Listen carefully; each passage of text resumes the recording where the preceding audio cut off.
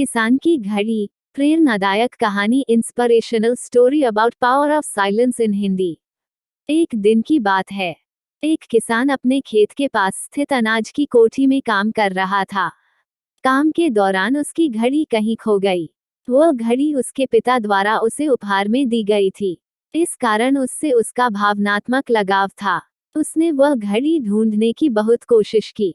कोठी का हर कोना छान मारा, लेकिन घड़ी नहीं मिली। हताश होकर वह कोठी से बाहर आ गया।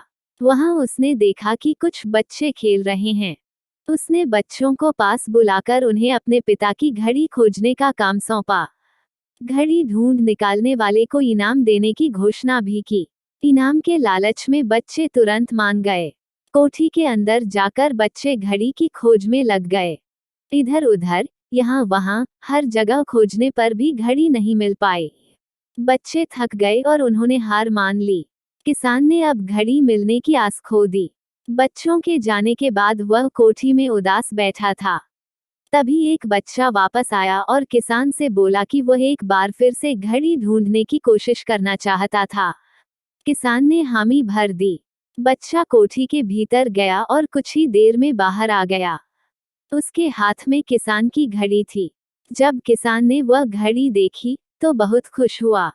उसे आश्चर्य हुआ कि जिस घड़ी को ढूंढने में सब नाकामयाब रहे, उसे उस बच्चे ने कैसे ढूंढ निकाला। पूछने पर बच्चे ने बताया कि कोठी के भीतर जाकर वह चुपचाप एक जगह खड़ा हो गया और सुनने लगा। शांति में उसे घड़ी की टिक टिक की आवाज सुनाई पड़ी और उस आवाज की दिशा में खोजने पर उसे वह घड़ी मिल गई। किसान ने बच्चे को शाबाशी दी और इनाम देकर विदा किया।